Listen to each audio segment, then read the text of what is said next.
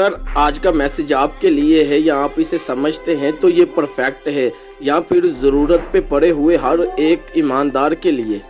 पैदाइश की किताब उसका 8वां बाब और पहली आयत में यूँ लिखा है, फिर खुदा ने नूह को और कुल चपाओं को और कुल जानदारों को जो उसके साथ कश्ती में थे याद किया।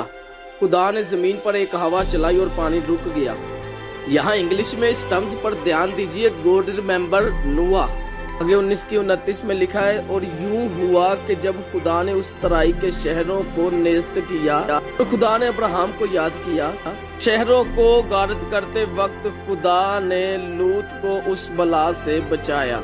उन शहरों को जहाँ लूत रहता था गारद करते वक्त लूत को उस बला से बचाया। यहाँ इंग्लिश में इस टर्म्स पर ध्यान दीजिए, गॉड रिमेंबर अब्राहम।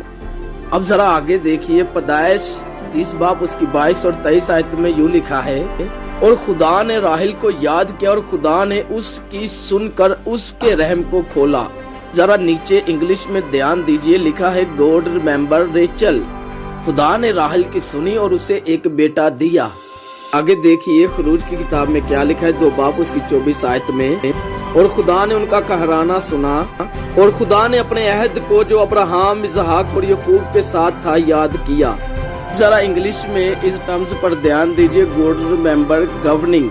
अब यहाँ पर चाहे नूह हो या अब्राहम हो या हो राहिल, एक वक्त आया जब खुदा ने उनको अपने हुजूर में याद फरमाया।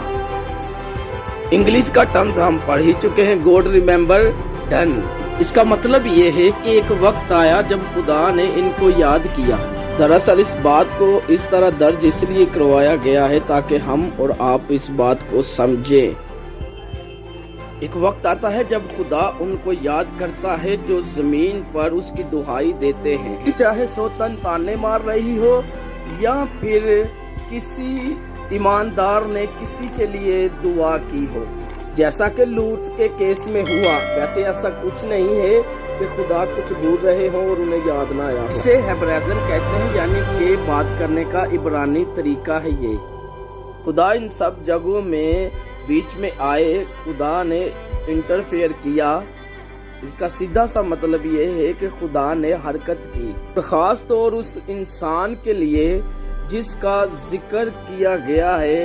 इन सब बातों में जो बातें रास्तबाज ने कही, फिर खुदा ने एक खास कदम भी उठाया है। यही है इस बात का मतलब, यही मतलब है गॉड रिमेंबर का।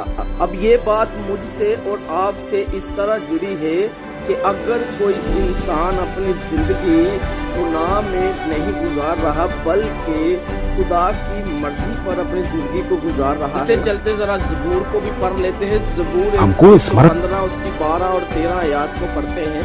खुदावंद ने हमको याद रखा, वो बरकत देगा, तो इसराइल के घराने को बरकत देगा, वो हारून के घराने को बरकत देगा।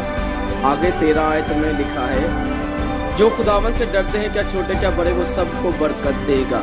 अब आप कहेंगे ये तो इसराइल के घराने के लिए, हारून के लिए, याकूब के घराने के लिए, लेकिन ऐसा बिल्कुल भी नहीं है। आगे क्या लिखा है 13 आयत में, क्या छोटे क्या बड़े, वो सबको बरकत देगा। यानी कि मैं और आप, हम सब जो खुदा मसीह पर ईमान रखते हैं, हमें बरकत देगा।